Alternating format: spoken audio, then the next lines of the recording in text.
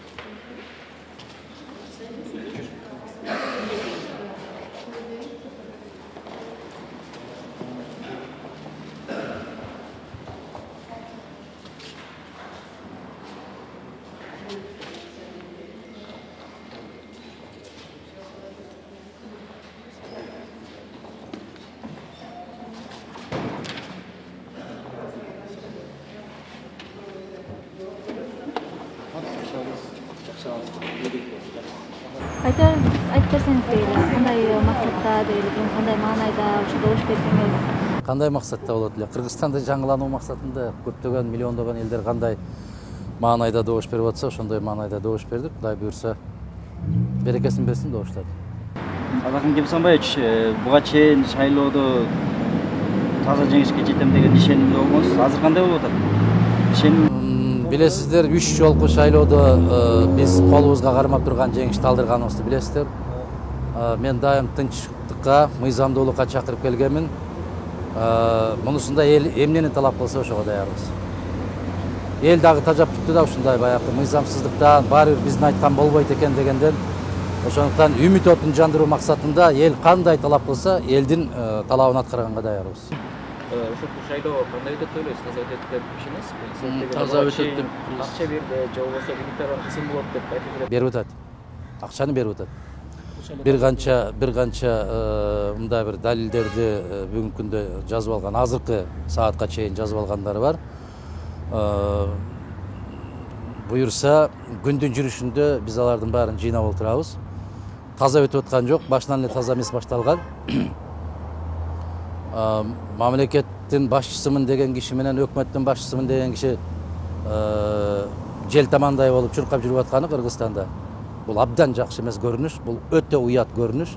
Бул туура таза шайлоонун өтүшүнө болбойт деген бир далил.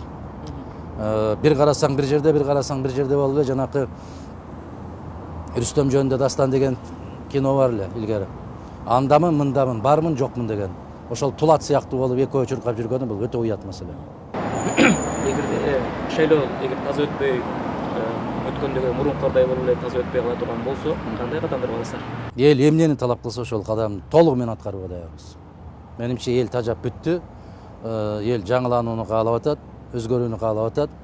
Эгерде элдин талабын дагы да басмырлап коебуз, 2010-догудай, 2015-тегидей кылып десе, терең жаңылышат. Бүгүнкү күндө саясатчыларыбыз элдин өзү өзгөрүүгө даяр болуп калганы көрүнүп турат, аны сиздер да байкап турсаңыздар болот. Садыкын Кемсанбаевич, экинчи турда болуш мүмкүн болуп турат азыр. Мүмкүн эмес, экинчи турсуз шайлоо бүтпөйт. Муну бөркүндөй көрүш керек. 3% баркы менен чыккан Жээнбеков кантип эле бүгүнкү күндө ушул заматта 25 күндө 50ден ашып кетсин. Экинчи тур болот. Сөзсүз түрдө болот. Мен ошону айтайын деп атам. Башка маселе, мен ким менен калам, буюрса, Кудай кааласа. Эмне дейсиз? Дейли утушка жетишим деген ишенимиз кандай? Ишеним болбосо шайлоого чыгыштын кажети жок.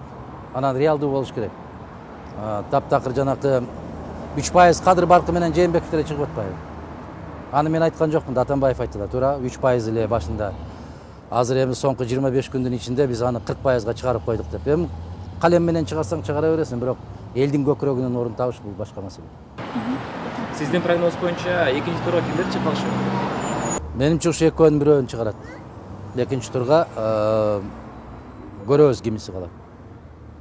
Башынан бери эле негизги издеп жүрүп атпайбы, ошолордун бирөөсү калса керек. Ийгилик каалайбыз.